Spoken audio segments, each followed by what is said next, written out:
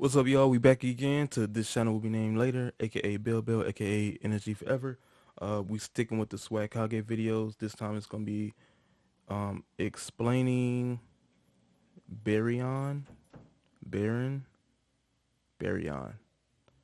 Explaining. I'm gonna call it Baron. Explaining Baron mode for Naruto. I've not watched Boruto past like the first five, maybe 10 episodes, and it was not good.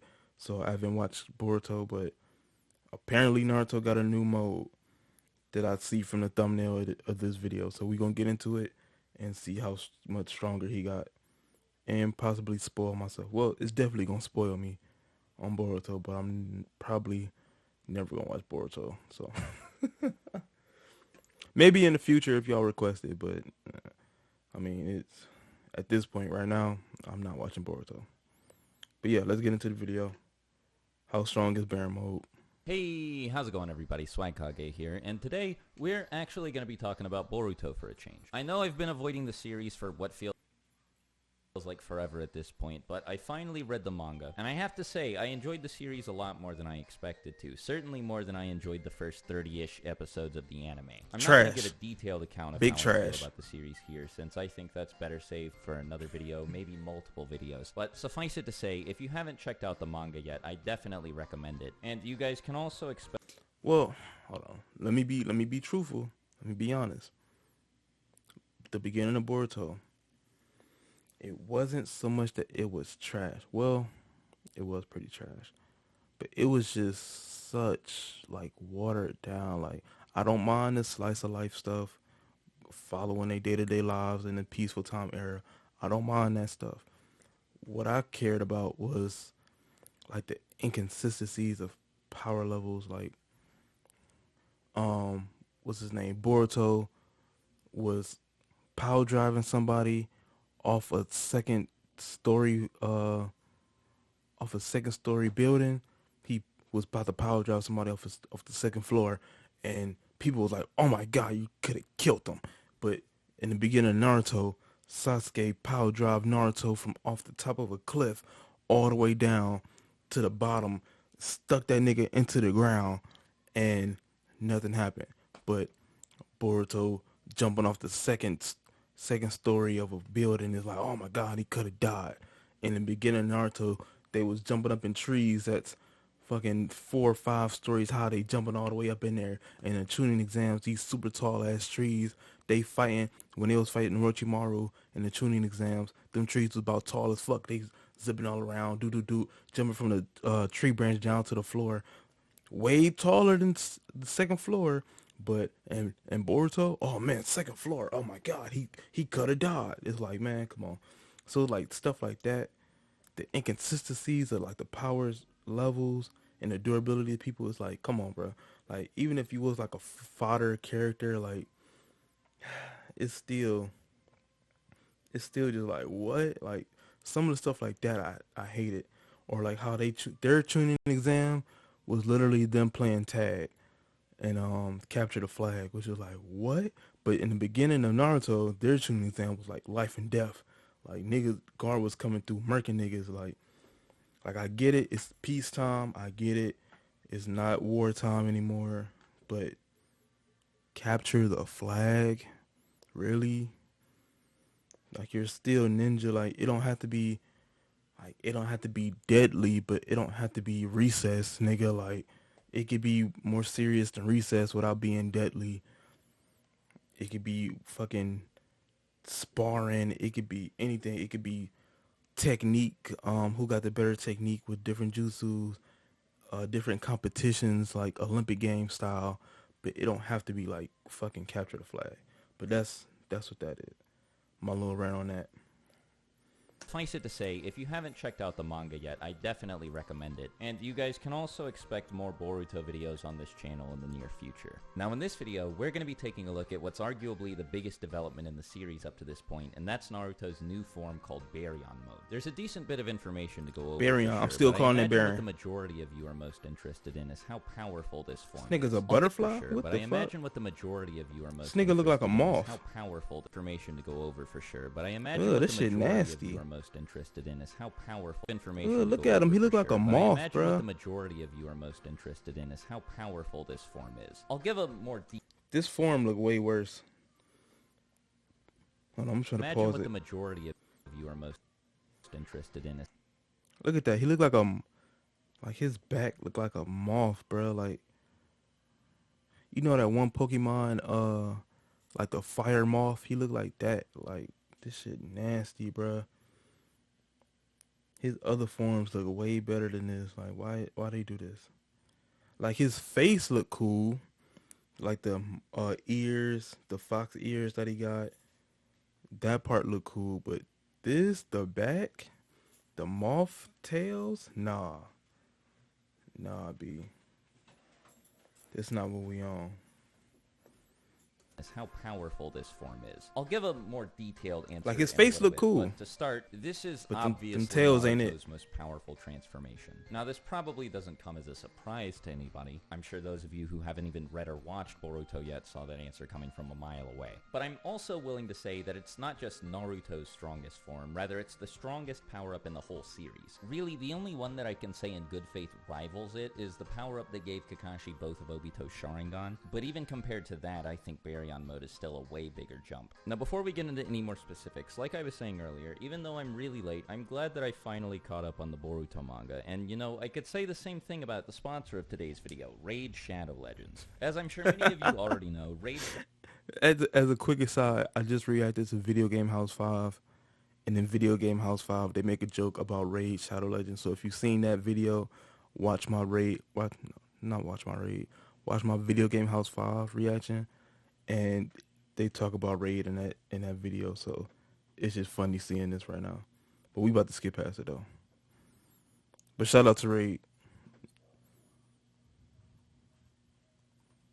Damn, this bitch long as fuck. Oh, there we go.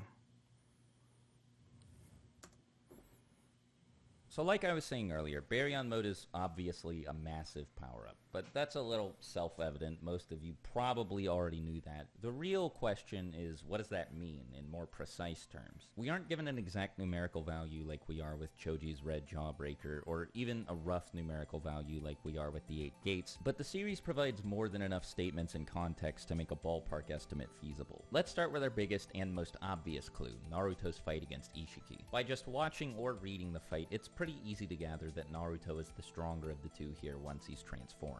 This is clearly demonstrated to us through the fight itself and stated or implied by multiple characters present there. In the anime, the gap between them is a lot more apparent and it's quite a bit more significant, but the difference is definitely still there in the manga. Regardless of the source we look at, Naruto is stronger than Isshiki, and by a notable, albeit unquantifiable amount. It's admittedly pretty hard to say exactly how much stronger Naruto is, but the difference is substantial enough that it becomes apparent to both Sasuke and Kurama that Naruto's winning pretty quickly. Speaking of Sasuke, his statements make it pretty clear that Baryon mode Naruto severely outclasses him, and I think there's one in particular that quite effectively illustrates the gap between them. About halfway through the fight, Naruto easily intercepts some high-speed projectiles shot at him by Isshiki, and it's at this point that Sasuke thinks to himself that he can barely keep track of these projectiles with his Sharingan. Isshiki himself even seems surprised by this, so it's fair to assume that he probably wasn't holding back. More importantly though, Sasuke's statement here tells us that Naruto is massively faster than he is, despite the fact that up until this point in the series, the two... So where did this mode come from? Like, they fought Shin. Shin was putting hands to him. They had to bring in Sakura. I mean, big ups to Sakura, but where was this mode at back then? Where was this mode at? How come he can do all these modes, but the nigga can't make shadow clones to take care of his kids, bro? Like, it's plot holes in Boruto that I can't get past. Like, oh, you can create a brand new mode for yourself to fight, but man, creating 3 shadow clones to take care of your paperwork while you spend time with your kids is like too It's too big brain for you. Like, what the fuck, bro? That he probably wasn't holding back. More importantly though, Sasuke's statement here tells us that Naruto is massively faster than he is, despite the fact that up until this point in the series, the two of them have been implied to be rivals. One is likely stronger than the other, but I think most of us can agree that they were at least relative to one another. And I can't overstate how enormous the implied speed difference is here. Sasuke's rarely put in a position where he struggles to follow his opponent's movements with his eyes. Even against people who are significantly faster than him, like Killer B, Raikage A, Ten Tails Obito, and Kaguya, he was still able to keep track of them as they moved around the battlefield. In the fight against B, Sasuke actually mentions that it's particularly easy for him to track linear movements with his Sharingan, and since Isshiki throws his rods in a straight line, this should apply to them too. This makes it even more impressive that in Sasuke's own words, he was barely able to keep track of these rods, and keep in mind, this statement wasn't actually about Naruto, it was about the rods which Naruto caught without any trouble at all. So to lay this out in a way that might be a bit more digestible, let's connect all the dots here. There's Naruto. This Ishiki's rods. Oh, then there's Sasuke. I'm getting there. There's Ishiki. Sasuke's Sharingan. There's Jigen. And then there's Sasuke. that's messed up. Speaking of Jigen, he's actually a pretty good point of reference for determining how much stronger Naruto got when he entered Baryon mode. As most of you probably remember, Naruto and Sasuke didn't just struggle against Isshiki, they also had a hard time in their fight against Jigen. Though it would probably be more accurate to say that Jigen soundly defeated both of them. Saying they had a hard time is putting it pretty lightly. Relatively speaking, the gap in power between Jigen and Naruto and Sasuke was at least as big as it was when their war art counterparts fought Kaguya. They definitely didn't struggle like they did against Jigen when they fought Madara or even Ten Tails Obito. At least not when they started fighting Obito with the majestic attire Susanoo anyway. But comparisons aside, the point is that Jigen was totally out of their league, on a different level than both of them. I've seen a lot of people claim that Naruto and Sasuke were sort of relative to him, that they were kinda keeping up with him, but I just don't agree, and I actually think that my stance that they were severely outclassed is supported by multiple statements in the manga. Damn, he Kashin piecing these Koji niggas considers up. Naruto defeating Jigen an outright impossible. Hold on, man. Oh shit.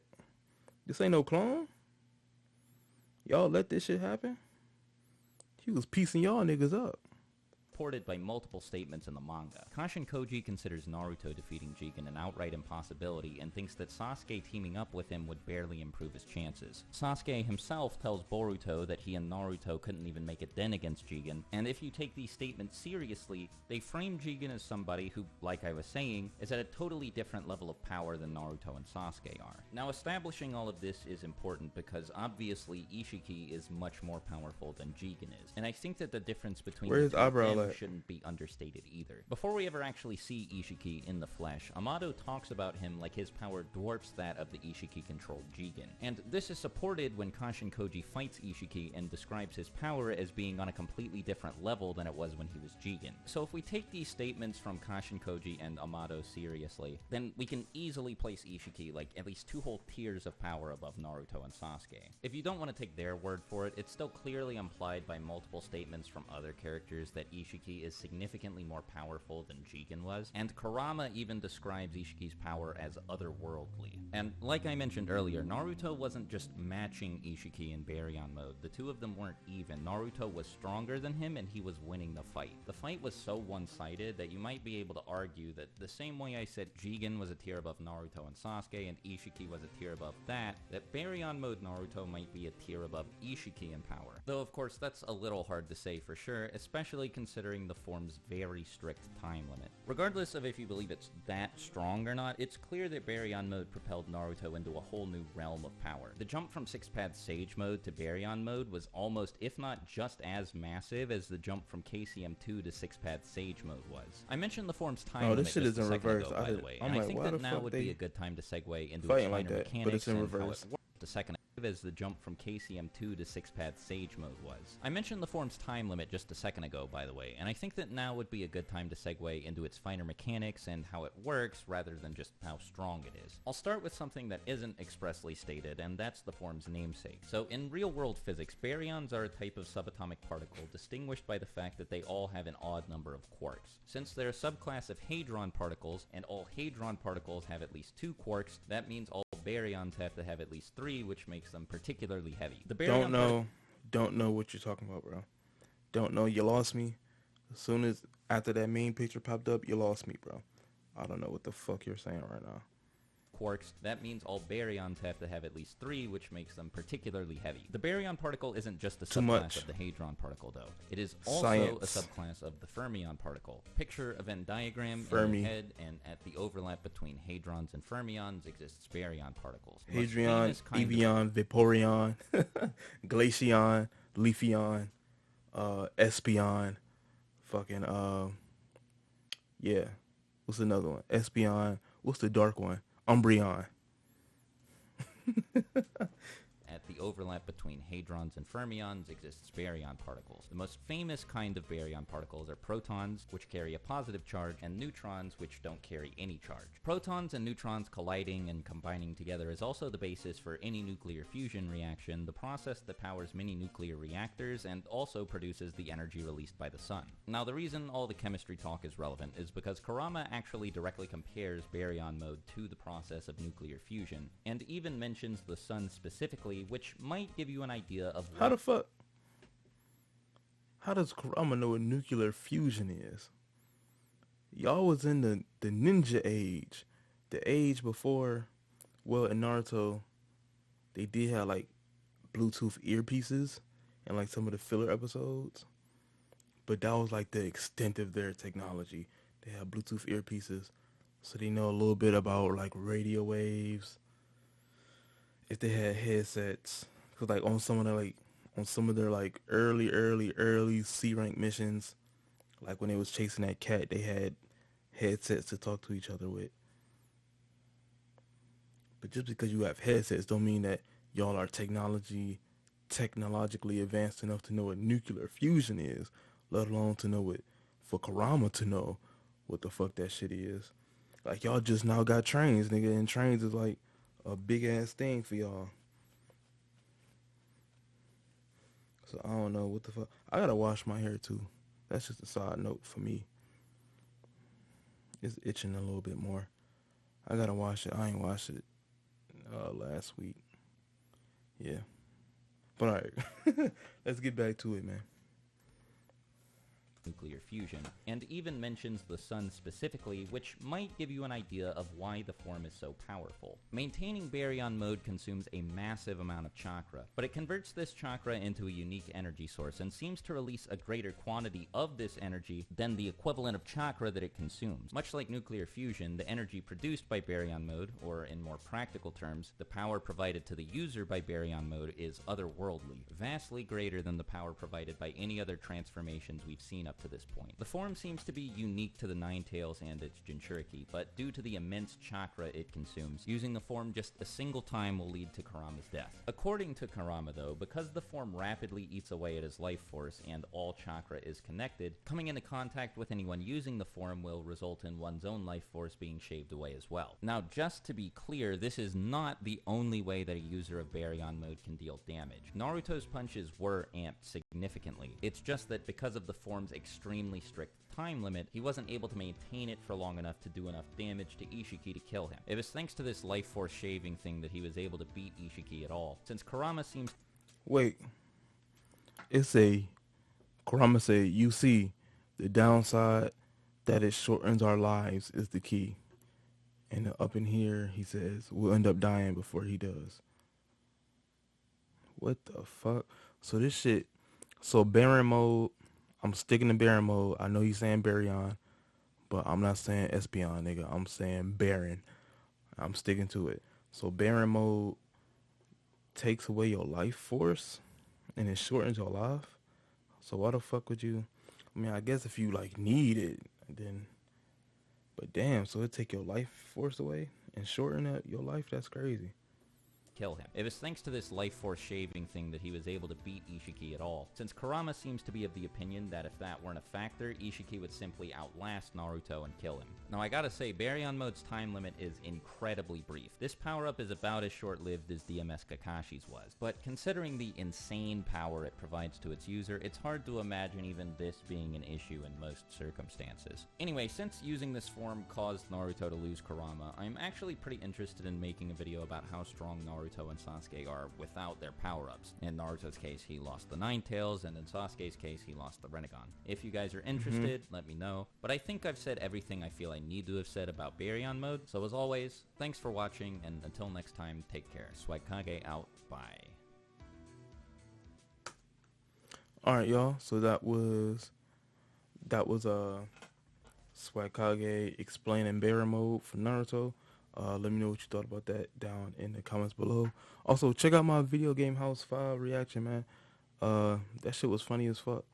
And yeah, subscribe, comment, and I'll see you in the next video.